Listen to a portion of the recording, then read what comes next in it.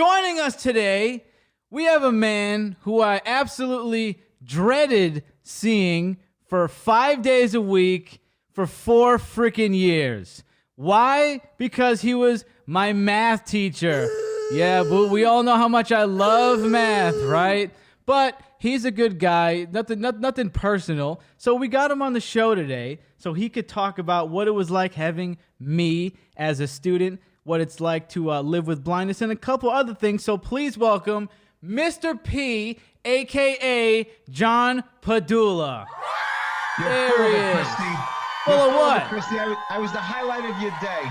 No, you were first period at one point, and I would do everything to make it at the last. Like, I would carve out as much time as I could in the morning and stroll in late. I would come in with a bacon, egg, and cheese. It was. Yeah. I would try my hardest to get in late. I will confess, I'm not a morning person myself. First periods were always rough. Yeah, I wasn't a morning person or a math person either, which you know. And let's just get right into this, because you're gonna like this. This is gonna jog your memory probably about what it was like having me in your class. So maybe about 3 years ago, we decided to do a little math quiz with me. And when I say little, I mean it was for like little kids, because it was like a second grade multiplication test. And I don't think I need to say anything. I'll just play the clip and we'll see what happened. This is just a short clip too. This is like a bunch of stuff. 7 times 8. 62. No. 67. No. 72. No. 4 times 6. 36. No. No, you said it. Wait, what? He said it at the beginning. Oh my god. 16. 6 times 2 is what? It's 6 20. plus It's 6 20. is It's 24. 12. It's 24. Yeah. 12 times 11 is 120. No. Wait. Yeah, no. You got it wrong, Pastor. Let me think. It's wrong. Let me think though. 13 times 5. 25. What? Wait, what did you just say? Wait. I did that. 5, 10, 15, 20, 25, I 30, did that wrong. 35. I did that wrong. That was just a clip. So a couple of things. At first, that was pathetically funny. But I heard Mr. Young's voice on that. Mr. Young was on. That's right. It sounded like Mr. Young was going to take off his socks and Oh, shoes. he was very frustrated. Yeah. I mean, in the clip, it was a longer test than that. I cut out my right answers, by the way, which were like, what's 9 times 0? Oh, 0. Duh. Now, does that jog your memory of what it was like? It does bring back some memories. We didn't have Siri back then, and we didn't have the A-Lady or any of the Google products. No, we had maybe we had like a calculator. That's it. We had a TI-84, which you refused to bring to class. Wait, what? We had a TI-84 calculator, which you studiously refused to bring to class. I don't remember that. Maybe it was in my crib, or so it was under the bed. Maybe I don't remember bringing. I wouldn't even bring my calculator. You'd like forget that your book. You're lucky if you tied your shoes. So anything else you'd like to say about? I came in late, I wasn't prepared. What I do remember is, never did the homework. Never did the homework. Never. Minimally. Unless the only thing I worked is if I called your mom. Right. And then I would just. Once I got your mom involved, it was game over. And then you like walked the straight and narrow for a couple of weeks, did enough to pass. A couple meaning like a week and a half. And then you went back on vacation. Always on vacation. Always on vacation. What I remember for sure, my favorite memory, is the day after test day. Or even sometimes you'd grade the test when we were there, because it was like 6 of us. And I would always hear, Mr. Christie, you got a big fat goose egg. And for those that know what a goose egg is, a big fat 0. How you get a 0, I don't know. And I'm sure one day I got a negative, because there was like a bonus quiz, a bonus question, and I'm pretty sure that gave me like a -10. So do you remember what the lowest grade on the report card was? No. And Mr. Anthony always used to love to say a hard 10. Yeah, that's right. I got a couple hard 10s. Couple of hard 10s, 55. for those of you that don't play craps, is a hard 10. Oh man, I blocked that out of my mind. Wow. How do you think I passed? How do you think I graduated? I don't even know. Well, let me tell you what I remember for sure. I You didn't remember. cut me a check, I can tell you that. It was coming in the mail. It's coming in the mail. What I remember for sure is this maneuver I did. I remember it was like the math regions or whatever the last test we got to take is for like the state. And I found out that in order that on the second half, so the written portion, if you showed work, you got half credit no matter what. So I said, great, there's an opening. What I'm going to do is I'm going to guess on the multiple choice, just bing, bang, bang, whatever my heart says to go with. A, D, whatever. And on the written portion, I'm just going to write a random answer and show random work. Like there was probably work in there that like all of it, none of it made sense. Like there was like signs in there, decimals that weren't even in the problem. And that's what I did. And I graduated high school, so it worked. I got out. Somebody, I'm not going to say who, somebody. When did you graduate? 13? You must have took the Regents in 2000. You graduated in 2013? I believe so. It was the year before I left. Yeah, that's right. We were talking about this. So you must have took the Regents in like 10 or 11. Right. Okay. Yeah, that sounds about right. That sounds like something that could happen. Yeah. Well, is it different? They used to curve. There used to be these wacky curves, and it depends how the state did, and they would normalize the scores. Well, I know I didn't pass like full. Like I didn't get a Regents diploma, but I got out of high school. You I got a the regular. basic. You got the RCT credit or whatever it was. And I got that with that math test. Probably. What a success! I'm a successful person. Listen, kids. I don't know if it works that. I don't know if you could do that anymore. If that's how you can do a test. You know, when I left the institute, so I left the institute in 2013. The year after you, I left in November. I actually got an interview at the Department of Education, right? And it was like a $20,000 pay raise, so that there was no way I couldn't take it. There you go. And I left, and that job wasn't teaching math anymore. It was just being a teacher of the blind and visually impaired. It was an itinerant teacher. Okay. So I was working with all different kids, all different ages and whatnot. So I've been out of the math scene literally since like 2013. So I don't even. Wow. So what are you teaching them? You're teaching blindness skills. You're just helping them. You're helping them with whatever work that they might need help with, but you're teaching blindness skills. So if they need to learn Braille, if they need to learn how to use specific assistive technology, magnification devices, maybe JAWS or VoiceOver or Zoom text. Like you might remember Magic when you were growing up. I don't know if you're using any magnification for your stuff now. No. We just kissed the screen. But yeah, and then you've been doing a lot of schoolwork with them, but you're using the schoolwork to kind of teach them the technology and teach them the skills and the methods and the techniques they need to compensate for their visual impairment so they can be independent. Right. It's a 2-for-1. You double up on the learning. Yeah. You know, I would have loved that. I would have loved that. Class with flying colors. Double learning? That's right up my alley. So I wanted to, I guess that was my review of me as a student. Like I said, I passed, so that's good. I got out of there. But let's skinny Pete. Huh? Yeah, Oh yeah, big time. Big time. So let's talk about you. I never knew, like, what type of blindness do you have? I have something called Leber's congenital amaurosis. Okay. It's what they call a retinopathy. It's a degenerative retinal disease. Basically, my rods and cone cells were like underdeveloped or died off or just didn't develop properly. Right. Okay. So you were born blind or you became blind later? I had more vision as a kid. I may even have had more vision back in those days.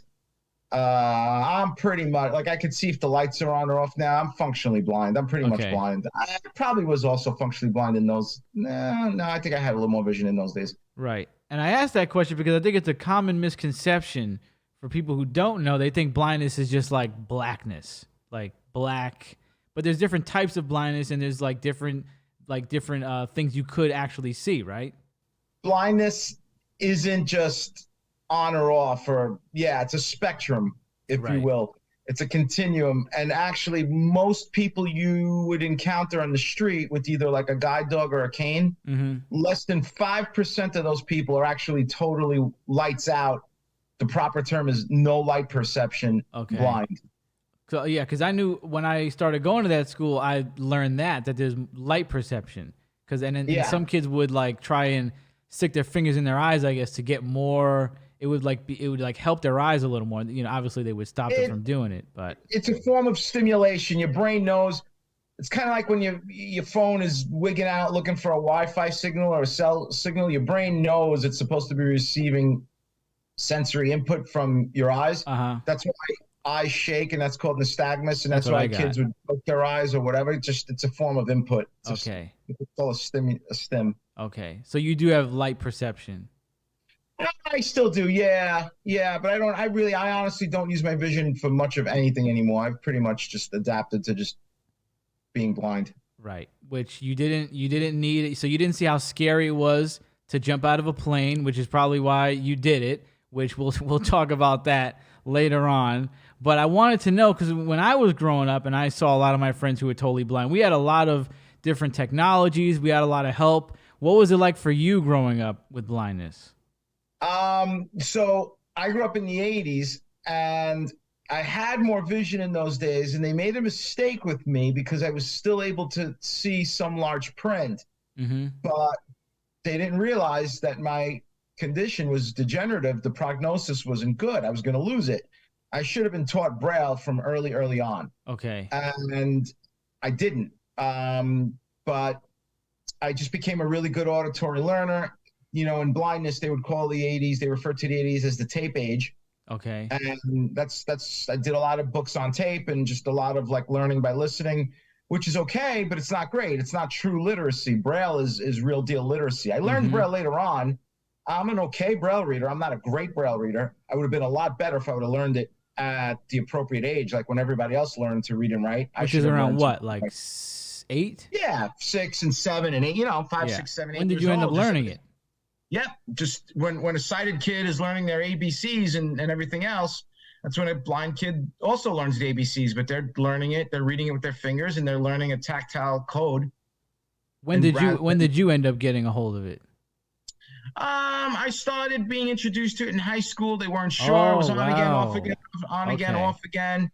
And then kind of in college, I realized I needed to learn it, and I did, and I kind of just taught it to myself. Okay. Then I realized I wanted to get into education, and then obviously once I started teaching, I just started actually using it more and more. I always used it for like labeling and things around the house, always labeled like records and CDs and videotapes and whatever. Even now to this day, like even like my ties and stuff, my wardrobe. Right. I'll put Braille labels on the back of my ties. In my kitchen, I'll label like my spice jars or containers and whatnot. And nice. I'm not the fastest Braille reader, but my house is full of Braille. It's because it's just Braille print Braille for the blind is what print is to the sighted. It's just access to visual information. Right. I mean, you may not read War and Peace, you may not read, the entire newspaper cover to cover every day, but you're still going to interact with print whether you want to or not on a daily basis, in some shape, way, or form. Right. So you have like a Braille sticker, like a label maker, and then you just stick it around the house? Yep. Wow. I don't know if it's still like that. You got to let me know how it is, but I always remember the sound that will never come out of my mind is multiple blind people in the same room and the Braille writers going off. If you're not used to that, I mean, it sounds like you're working in a factory, like you're doing your schoolwork in a factory. This would be ding ding ding ding ding ding ding ding ding ding ding ding, and it'd just be like 5 Braille writers going off. And like now thinking about it, it's like, how is that not totally obnoxious? But I guess I was just used to it. Are the Braille writers still like that?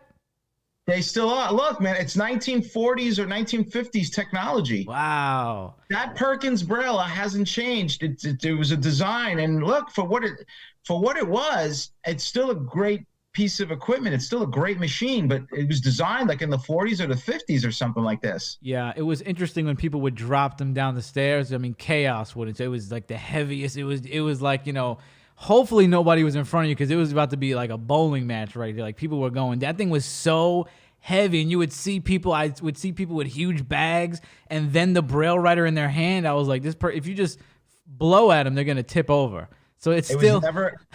it didn't change from that. It was never a good day when somebody decided that they were upset and needed to hurl a brailer in class. You've seen braille writers go flying? Twice. Wow. We won't mention names. No, let's not mention names, but was any damage done? Luckily, no. Wow. Yeah. Pickable braille writer, those things were heavy. But they did have the braille note later on, right? I remember that a little bit. Yes. But it's not as good. I mean, it's just pen and paper or a manual typewriter versus a tablet, right? Like a braille note, or now it's like the braille note touch, or there's the Polaris now, the braille sense. But they're all tablets basically. They're all braille tablets. Okay. So what do you use? You use a braille writer still, or? I still have a braille writer. I have a Mantis in front of my laptop here on my desk here. I have a Focus 40 that I keep in my bag. I have a Braille Sense 6 also that I use as a note taker. Okay. Back in those days, I think I was using like a Braille Note M-Power. You got everything. You're going deep into I don't even know none of this stuff. Yeah. You got everything. I don't know if before we move on, do you remember the Franklins?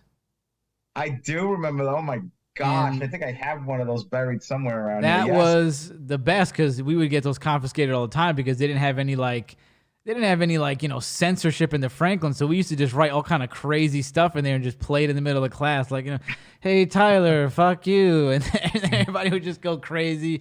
We were doing that. That was my favorite piece of technology was a Franklin for obvious reasons. But speaking of all that, so you ended up becoming a teacher. Were there any obstacles in that with being a teacher, being that you're blind?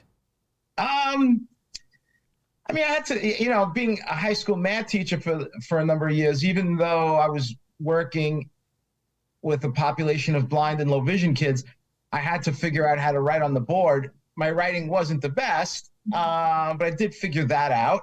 It was practice. I do remember that. I do remember you writing on the board. And that just came to my mind how crazy that was. Yeah, that's right. You used to write in regular print on the board. Yeah. I mean, because I wasn't writing, sections of Shakespeare's poetry, right? I was just writing letters and numbers, X's and Y's and pluses and minuses and maybe a sine or a cosine or a tangent. Draw a triangle or some line segments or some angles and whatever. And it's just something really complicated. Yeah, my head hurts just listening to that. I don't know. I don't remember what most of that is. A cosine. But it was funny though, because I remember when we come back from vacation, everybody would laugh. You could tell like I had a week off because like I would be so sloppy the first day or two back just because I'd be out of rhythm. I hadn't done it, and then like it would take a day or two, and then I get my rhythm back. The writing will be a little off. Yeah. How long did it take for you to get the hang of that, to writing and print on the board? I don't know. I just figured I'm teaching math. I got to be able to do it. I just did it. I just figured I got to learn this, and I just forgot did. that. And you know what? And that's one thing. Like, you should never say never, right? Like, so I said earlier they should have taught me Braille. They shouldn't have kept me on print for so long. But maybe one positive aspect of them keeping me on print for so long as a kid is that I kind of knew what the letters and the numbers looked like. So that helped. It came back to benefit me later on. Exactly. Because you had vision for a good amount of time. So you were able to retain it. It wasn't great vision. It wasn't a whole lot of vision. But yeah, I was very low vision, but I had some vision. Okay. I don't think I ever saw colors. I was probably around 2,800 or 2,600 at best, peripheral. But once I hit high school, it just started getting worse and worse. Got it. Okay, so it was definitely later than some of the other people we knew, because I always thought you were born with total blindness. Okay. No. Okay, got it. No, but that's why we had kids that had Leber's congenital amaurosis, And I always tried to tell them, guys, don't count on this forever. I hope you're fine, but the prognosis with Liebers is questionable Right. at best. Yeah, because it deteriorates. It usually does. There are certain strands because there's different gene mutations, I guess, Mm-hmm. of Liebers, different mutations of it or different strands. I'm not sure if I'm saying this right. I'm not a scientist. Different types. There's different types, yeah, but it's all based on genes and whatnot because, the stem cells now and all this research that they're doing. There are certain types that are more stable than others, but typically I think most of us wind up losing it. Did you set out to work with children with the blind, or did it just happen naturally? It just happened. No, I always loved math. I was always into music. I always did DJing and played music on the side. So I always kind of had a love for that in high school and wanted to get into either like acoustical engineering or like audio design. So I went to Polytech, which was like an engineering school. I was always good at math and science. I was always a math and physics kid. Mm-hmm. But then kind of fell in love with math. Didn't think I could teach math because, again, I thought, how am I going to grade the paperwork? How am I going to write on the board? But in life, when there's a will, there's a way. You figure it out.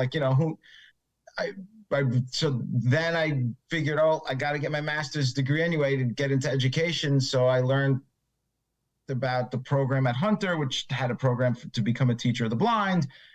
And lo and behold, the head of the program at Hunter was on the board of directors at the Institute, and the Institute needed a math teacher, a high school math teacher. You'd be perfect. You're a math major and you're a teacher of the blind. So, life has a funny way of working out. Yeah. Well, let me tell you, I wouldn't pick any other high school math teacher than you. I mean, I will say, and I know you won't take this offense, you weren't the best because you weren't an attractive Italian lady who baked us cookies who was the math teacher we had before you. So you do have to come in second place. Duly noted. I'm fine with that. I can play second fiddle. Yeah. So I think you knew when we came in you were going to be second place. I don't remember I always used to make the joke where no gingerbread houses in this room. That's right. We had the math teacher before us would make us cookies. No she was birthday great. Cakes in here, Christy. And we come in from there, and you know what we get? A fat goose egg. I didn't get no cookies for my birthday. Cakes. I didn't get nothing for my birthday. But, you grew on us afterwards, after school. It was definitely, yes. Let me ask you something, because you said something that I've never heard before. And this is, out of every guest I've had, you said something that stumped me the most, disturbed me the most. I mean, you have said something today that will haunt me in my dreams for the rest of my life, in my nightmares. Boy. You said you fell in love with what when you were growing up? Math? Math and physics, yeah. You fell in love with math. Out of all the things to fall in love with in your adolescence, how in the world were you like Amish? Like where you had no other thing around besides math? No, Christy, they were beautiful girls. I did date. I did have a social life. Right. I mean, I don't know if this is a rated G podcast. No. Rated whatever you want it to be. It's rated. We're not mentioning names. I am a civil servant. I'd like to keep my pension at the end of my year's service. Thank you very much. It's rated G for you. If you want. Look, math is a beautiful system because it works. And not only does it work, but when it's applied to certain things, it explains a lot of stuff. And it explains how a lot of stuff works.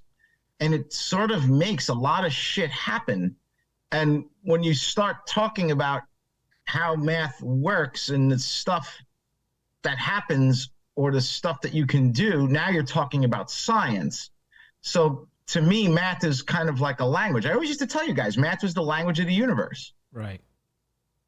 And science is just different applications, just different branches of study, areas of interest. Right. But math was that universal language that it was expressed in. Right. That is. It's a neat little system. Look, and I get it.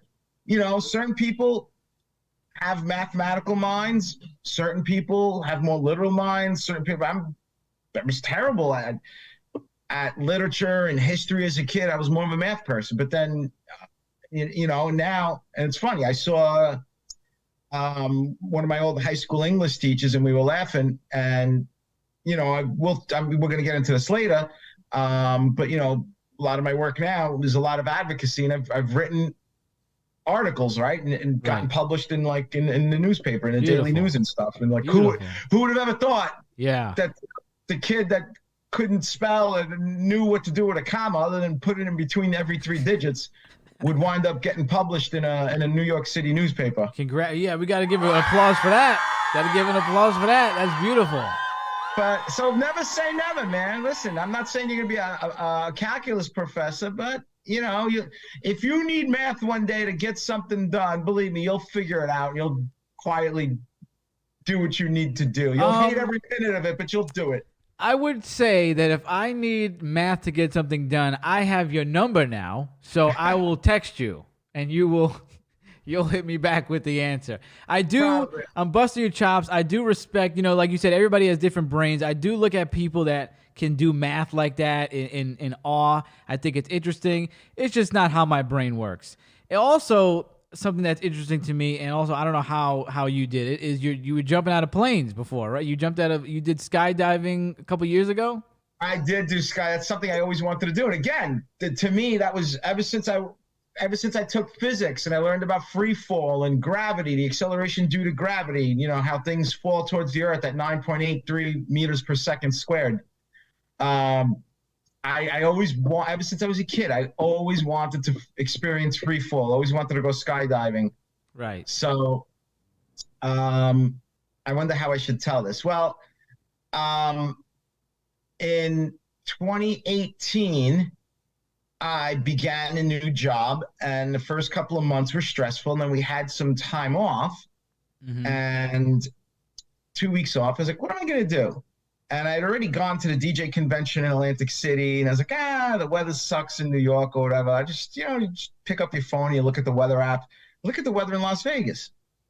It's like 98, 101, 103. I was like, the hell with this. I'm getting the fuck out of here. Nice. I look at my credit card, realized I had enough points to probably get a ticket. Always wanted to stay, because my friends are like bougie, fancy. They always want to stay at the nice, like this place, that place. I always wanted to just stay off strip, old school Vegas at the Golden Nuggets. I said, you know what? I'm going by myself. I'm staying at the Golden Nugget. I'm going to eat Heart Attack Grill, and I'm jumping out of a plane. The Heart Attack. Okay, Heart Attack Grill is the one where they cook everything in lard. Yes. All right, we're gonna come back to that, because we'll talk about. We got to come back to that, because I've always wanted to go and just watch people, because I don't know if I can handle that all that lard. But so you go to jump out of the plane.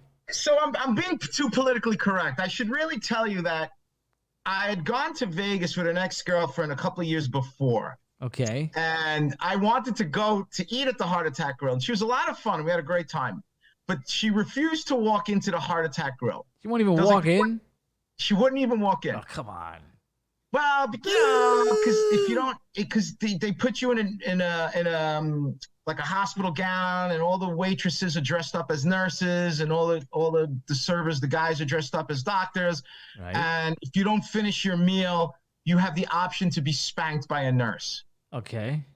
It's like a gimmicky. Yeah, I remember that. Yeah. But if you don't eat, you can be absolved from that? No, can't you just watch you? Well, listen, it's a choice. I've never been spanked. I'm not a big fan of pain, but I have always opted for a photograph with the lovely nurse that was taking care of my good health, right, or seeing the good health. Right. But it's a gimmick, right? But so when this all came about, I was like, you know what? Screw this, man. I'm going to Vegas by myself.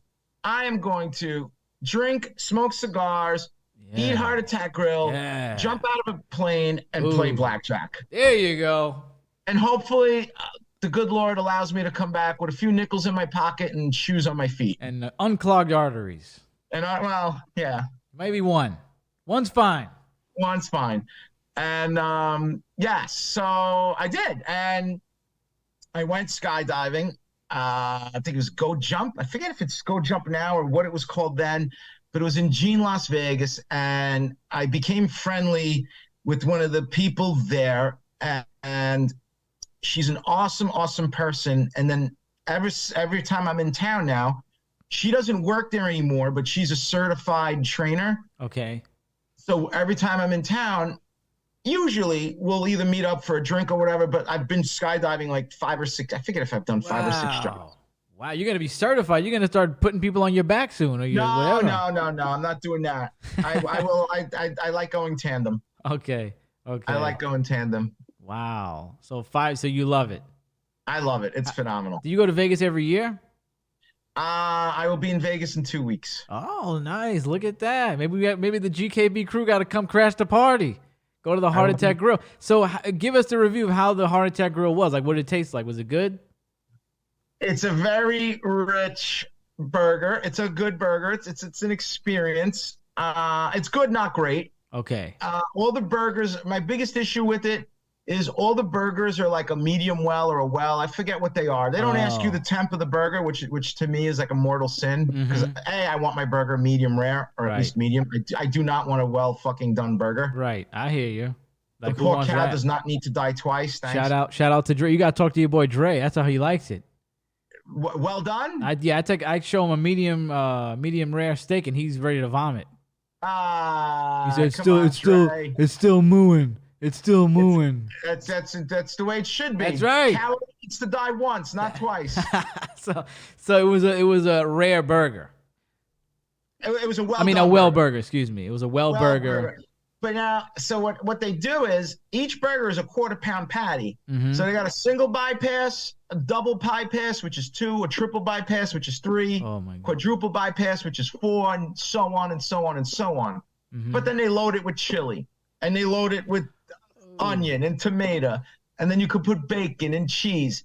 If you go there and you get a single or a double, it's an edible, decent burger. Right.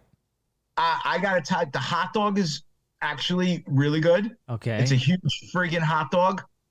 I usually, when I go, get a double bypass with bacon, no tomato, chili on the side.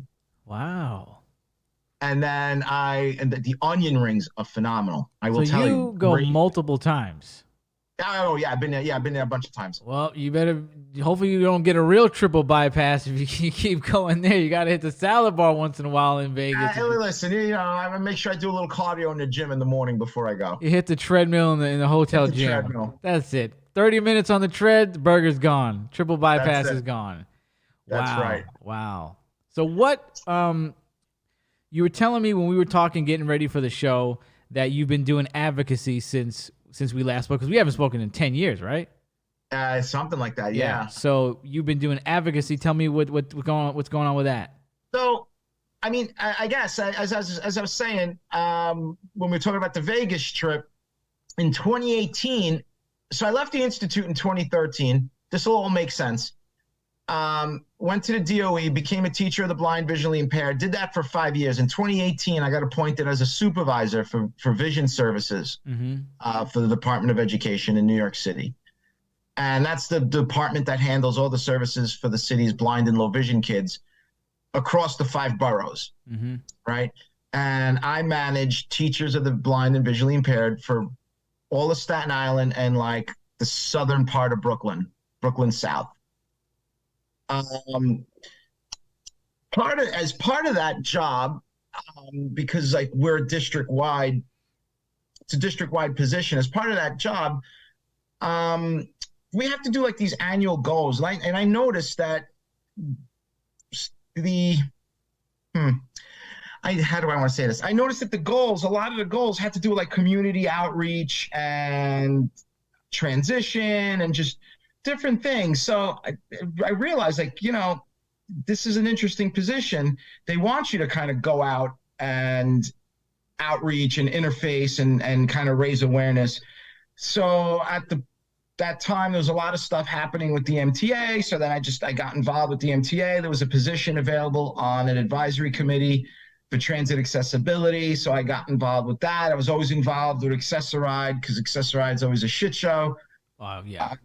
And I was involved with the pilot program and just, so I've been involved with the MTA, trying to help them and giving them feedback and not just complain, but really just to be there and to help. And I was part of their transit accessibility lab that they did a few years ago. And I've helped them with like a Navi Lens initiative. And we've done a bunch of different things, bunch of different projects.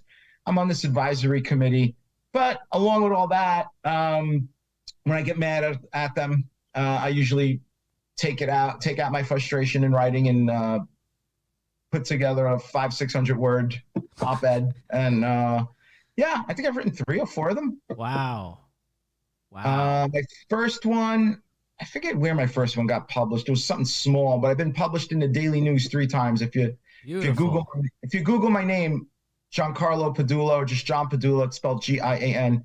You should see my Daily News articles. I did 2 on MTA, like transit accessibility, Accessoride, and then I did 1, I think it was 2020, on accessible voting. Oh, okay. Nice. How do you think they've come along, the city's come along with being more accessible? They're trying. Look, everyone's making noise, right? Everyone wants a fair shake. Everyone wants a seat at the table. Everyone wants a slice of the pie. People have been ignored, undermined for too long. Everyone wants a fair shake, and everyone is clamoring for a seat at the table, rightly so, and trying to figure it out. Money's a problem. Right. At the end of the day, we can go out for burgers, we can go out for steaks, we can go out for lobster. Who's picking up the check? Our infrastructure, our city was designed hundreds of years ago. The MTA trains and all this stuff was 110, 120 years ago.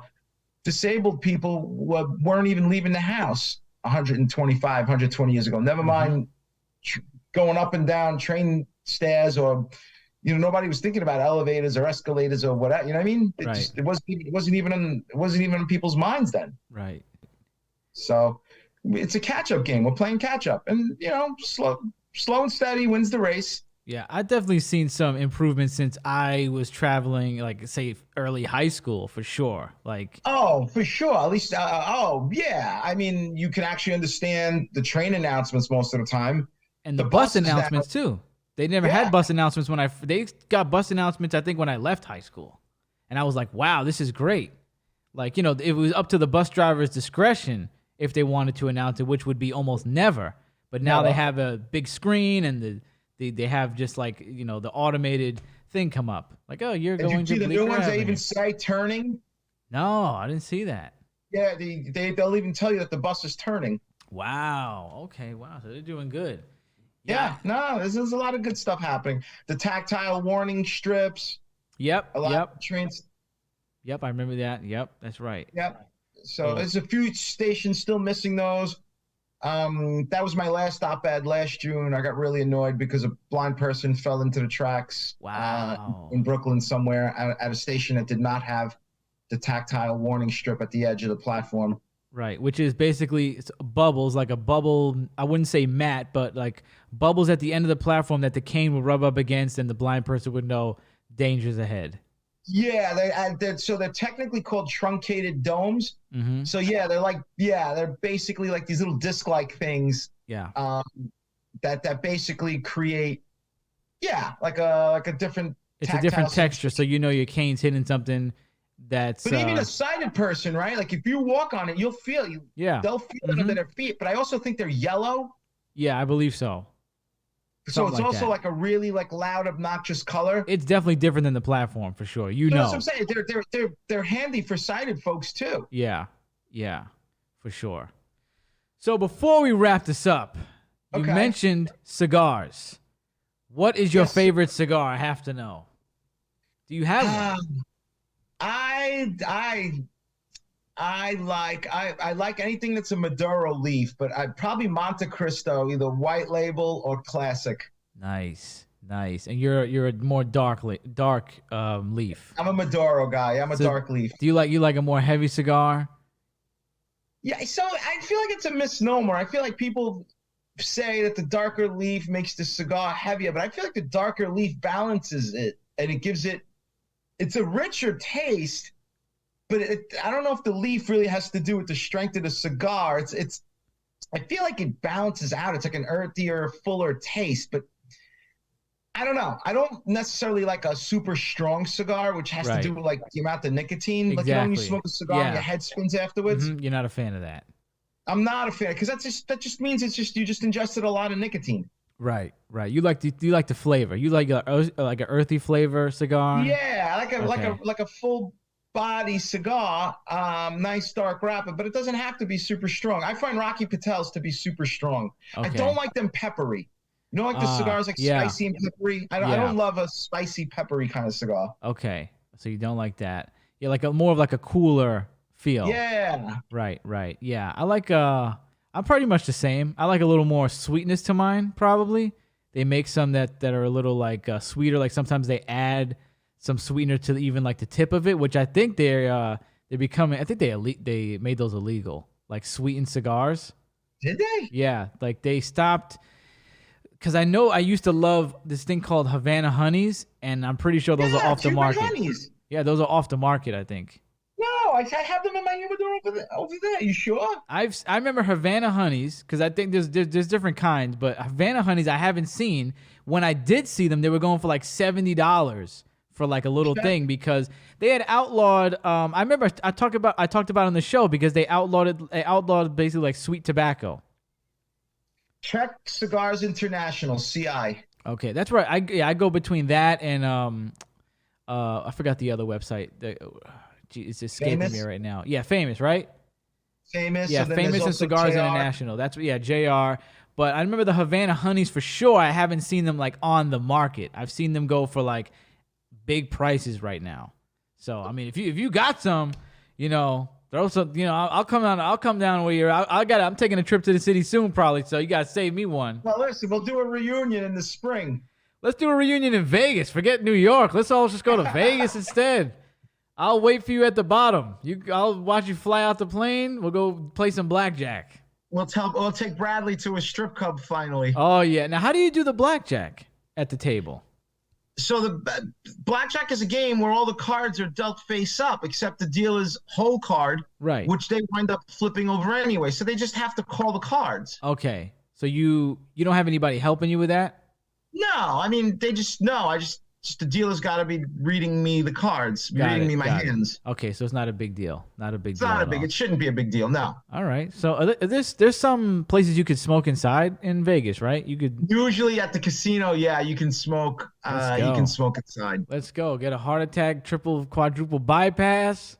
We'll come back a couple pounds heavier. Maybe need some surgery after. It'll be great. Anything you want to say before you kick you out? So for some cool pics and the rest of my info, check out my website at www.Gian, Gian, Pedulla, Pedulla.com. But listen, man, this was great. It was great. One of my favorites in a while. This was great. If you would have told me that I would be interviewing you in any form when I was half asleep in your class, I would have laughed at you. I would have laughed at everybody. So listen, who would have thought? That's what I always told you guys. You never know where life's going to take you. That's right. Wise words from a wise man. And you've done a lot of great stuff. So really respect you for what you've done. Trying, man. Listen, life isn't easy, but it's what you make of it. And you do the best you can with what you have. I mean, if there's no better words to end the show on, so I'm not even gonna say anything else except like, subscribe. We're on Apple, we're on Spotify, we're pretty much everywhere. Videos on Tuesday, Friday, and now Saturday. So we'll see you next time. Peace and love.